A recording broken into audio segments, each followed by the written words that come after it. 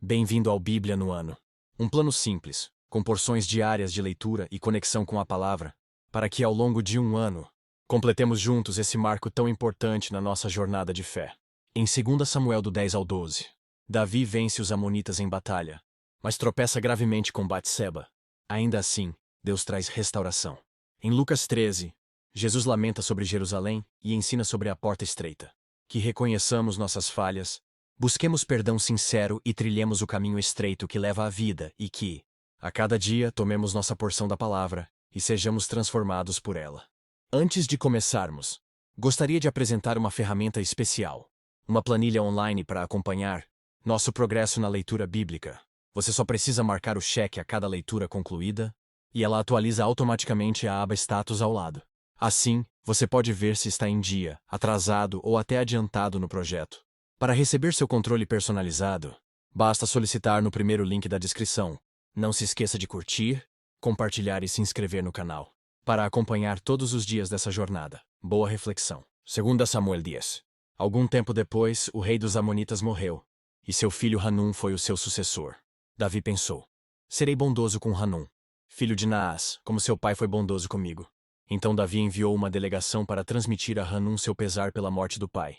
Mas, quando os mensageiros de Davi chegaram à terra dos Amonitas, os líderes amonitas disseram a Hanum: seu senhor, achas que Davi está honrando teu pai ao enviar mensageiros para expressar condolências? Não é nada disso. Davi os enviou como espiões para examinar a cidade e destruí-la. Então Hanum prendeu os mensageiros de Davi, rapou metade da barba de cada um, cortou metade de suas roupas até as nádegas e os mandou embora. Quando Davi soube disso, enviou mensageiros ao encontro deles, pois haviam sido profundamente humilhados, e lhes mandou dizer: fiquem em Jericó até que a barba cresça, e então voltem para casa. Vendo que tinham atraído sobre si o ódio de Davi, os amonitas contrataram 20.000 soldados de infantaria, dos arameus de Bet-Reob e de Zobá, e mais 1.000 homens do rei de Maaca e 12.000 dos homens de Tobi. Ao saber disso, Davi ordenou a Joabe que marchasse com todo o exército. Os amonitas saíram e se puseram em posição de combate na entrada da cidade. E os arameus de Zobá e de Reob e os homens de Tobi e de Maaca posicionaram-se em campo aberto. Vendo Joabe que estava cercado pelas linhas de combate, escolheu alguns dos melhores soldados de Israel e os posicionou contra os arameus, sob o comando de seu irmão Abisai, e os posicionou contra os amonitas.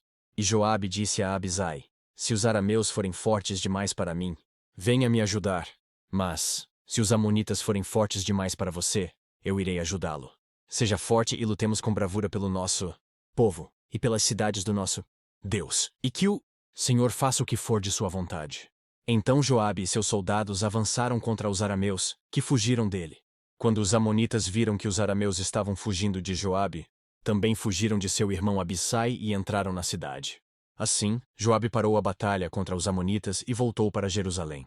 Ao perceberem que haviam sido derrotados por Israel, os arameus tornaram a agrupar-se.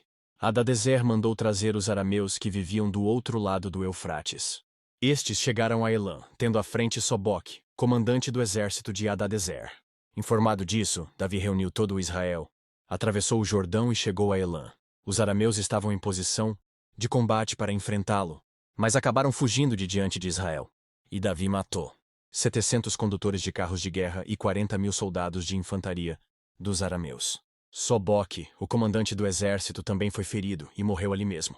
Quando todos os reis vassalos de Hadadezer viram que tinham sido derrotados por Israel, fizeram a paz com os israelitas e sujeitaram-se a eles. E os arameus ficaram com medo de voltar a ajudar os amonitas. 2 Samuel 11. Na primavera, época em que os reis saíam para a guerra, Davi enviou para a batalha Joabe com seus oficiais e todo o exército de Israel. E eles derrotaram os amonitas e cercaram Rabá. Mas Davi permaneceu em Jerusalém. Uma tarde Davi levantou-se da cama e foi passear pelo terraço do palácio. Do terraço viu uma mulher muito bonita tomando banho, e mandou alguém procurar saber quem era ela. Disseram-lhe: é Batseba, filha de Eliã e mulher de Urias, o hitita. Davi mandou que a trouxessem e se deitou com ela, que havia acabado de se purificar da impureza da sua menstruação. Depois voltou para casa. A mulher engravidou e mandou um recado a Davi, dizendo que estava grávida. Em face disso, Davi mandou esta mensagem a Joabe: envie-me Urias, o hitita. E Joabe o enviou. Quando Urias chegou, Davi perguntou-lhe como estavam Joabe e os soldados, e como estava indo a guerra. E lhe disse: Vá descansar um pouco em sua casa. Urias saiu do palácio e logo lhe foi mandado um presente da parte do rei. Mas Urias dormiu na entrada do palácio, onde dormiam os guardas de seu senhor, e não foi para casa. Quando informaram a Davi que Urias não tinha ido para casa, ele lhe perguntou: Depois da viagem que você fez, por que não foi para casa? Urias respondeu: A arca e os homens de Israel e de Judá repousam em tendas. O meu senhor Joabe e os seus soldados estão acampados ao ar livre. Como poderia eu ir para casa para comer, beber e deitar-me com minha mulher? Juro por teu nome e por tua vida que não farei uma coisa dessas.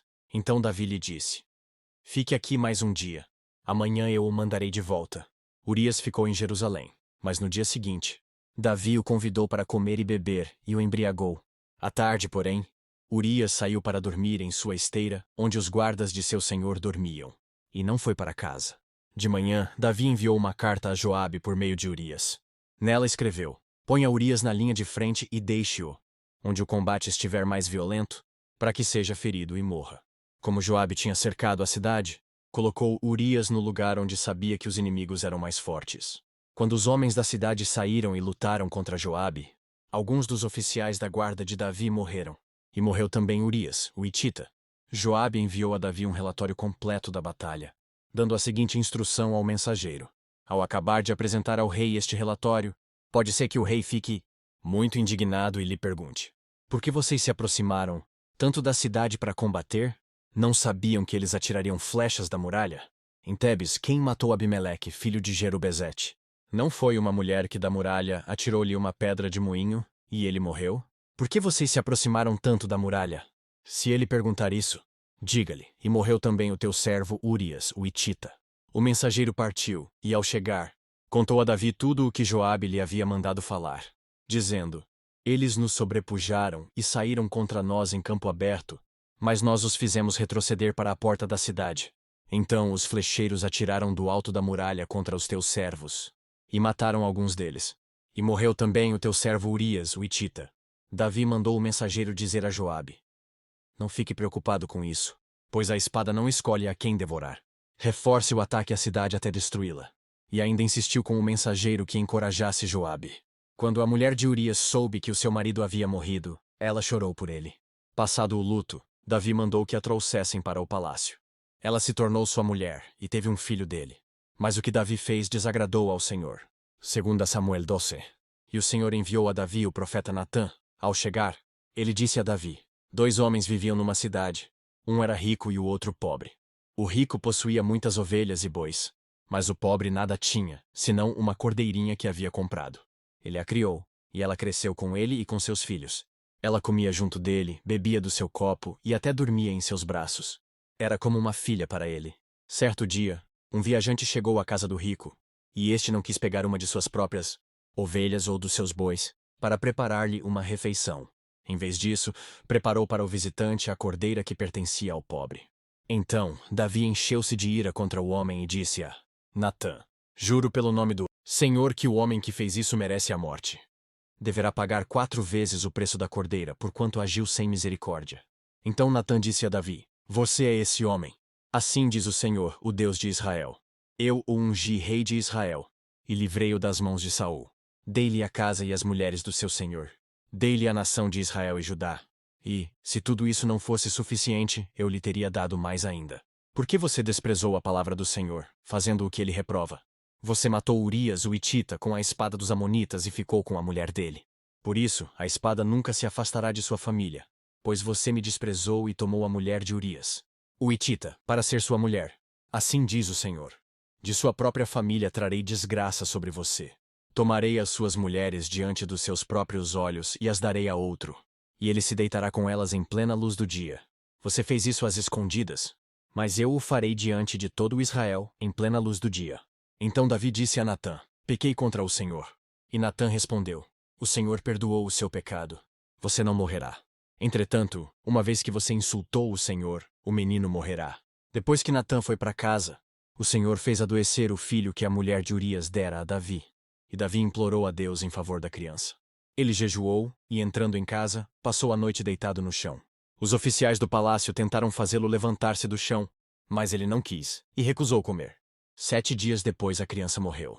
Os conselheiros de Davi estavam com medo de dizer-lhe que a criança estava morta. E comentavam: enquanto a criança ainda estava viva, falamos com ele, e ele não quis escutar-nos. Como vamos dizer-lhe que a criança morreu? Ele poderá cometer alguma loucura. Davi, percebendo que seus conselheiros cochichavam entre si, compreendeu que a criança estava morta e perguntou: a criança morreu? Sim, morreu, responderam eles. Então Davi levantou-se do chão, lavou-se, perfumou-se e trocou de roupa. Depois entrou no santuário do Senhor e adorou. E voltando ao palácio, pediu que lhe preparassem uma refeição e comeu. Seus conselheiros lhe perguntaram: por que ages assim? Enquanto a criança estava viva, jejuaste e choraste. Mas agora que a criança está morta, te levantas e comes. Ele respondeu: enquanto a criança ainda estava viva, jejuei e chorei. Eu pensava: quem sabe? Talvez o Senhor tenha misericórdia de mim e deixe a criança viver. Mas agora que ela morreu, por que deveria jejuar? Poderia eu trazê-la de volta à vida? Eu irei até ela, mas ela não voltará para mim. Depois Davi consolou sua mulher Batseba e deitou-se com ela. E ela teve um menino, a quem Davi deu o nome de Salomão. E o Senhor o amou. E por isso, enviou o profeta Natã para dizer a Davi que o menino deveria chamar-se Jedidias. Enquanto isso, Joabe atacou Rabá dos Amonitas e conquistou a fortaleza real. Então mandou mensageiros a Davi, dizendo: lutei contra Rabá e apoderei-me dos seus reservatórios de água. Agora convoca o restante do exército, cerca a cidade e conquista-a. Senão, eu terei a fama de havê-la conquistado. Então, Davi convocou todo o exército, foi a Rabá, atacou a cidade e a conquistou. A seguir tirou a coroa da cabeça de Milcom, uma coroa de ouro de 35 quilos, ornamentada com pedras preciosas, e ela foi colocada na cabeça de Davi.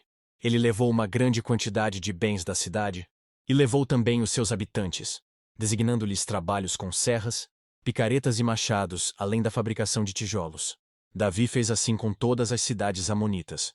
Depois voltou com todo o seu exército para Jerusalém. Lucas 13. Depois Jesus foi pelas cidades e povoados e ensinava, prosseguindo em direção a Jerusalém. Alguém lhe perguntou: Senhor, serão poucos os salvos? Ele lhes disse: esforcem-se para entrar pela porta estreita, porque eu lhes digo que muitos tentarão entrar e não conseguirão. Quando o dono da casa se levantar e fechar a porta, vocês ficarão do lado de fora, batendo e pedindo: Senhor, abre-nos a porta. Ele, porém, responderá: não os conheço, nem sei de onde são vocês. Então vocês dirão: comemos e bebemos contigo, e ensinaste em nossas ruas. Mas ele responderá: não os conheço, nem sei de onde são vocês. Afastem-se de mim, todos vocês que praticam o mal. Ali haverá choro e ranger de dentes, quando vocês virem Abraão, Isaque e Jacó, e todos os profetas no reino de Deus, mas vocês excluídos. Pessoas virão do Oriente e do Ocidente, do Norte e do Sul, e ocuparão os seus lugares à mesa no reino de Deus. De fato, há últimos que serão primeiros, e primeiros que serão últimos. Naquela mesma hora, alguns fariseus aproximaram-se de Jesus e lhe disseram: saia e vá embora daqui, pois Herodes quer matá-lo. Ele respondeu: vão dizer àquela raposa: expulsarei demônios e curarei o povo hoje e amanhã, e no terceiro dia estarei pronto. Mas preciso prosseguir hoje, amanhã e depois de amanhã, pois certamente nenhum profeta deve morrer fora de Jerusalém. Jerusalém, Jerusalém, você, que mata os profetas e apedrejas os que lhes são enviados. Quantas vezes eu quis reunir os seus filhos, como a galinha reúne os seus pintinhos debaixo das suas asas, mas vocês não quiseram. Eis que a casa de vocês ficará deserta. Eu lhes digo que vocês não me verão mais até que digam: bendito o que vem em nome do Senhor. Que as palavras de hoje permaneçam em seu coração e transformem sua caminhada de fé. Não esqueça de curtir, compartilhar e se inscrever no canal para continuar essa jornada conosco. Se ficou para trás, não tem problema. É só assistir aos vídeos anteriores e se manter firme no plano. Nos vemos no próximo vídeo para mais uma porção da Palavra de Deus. Até lá. A paz.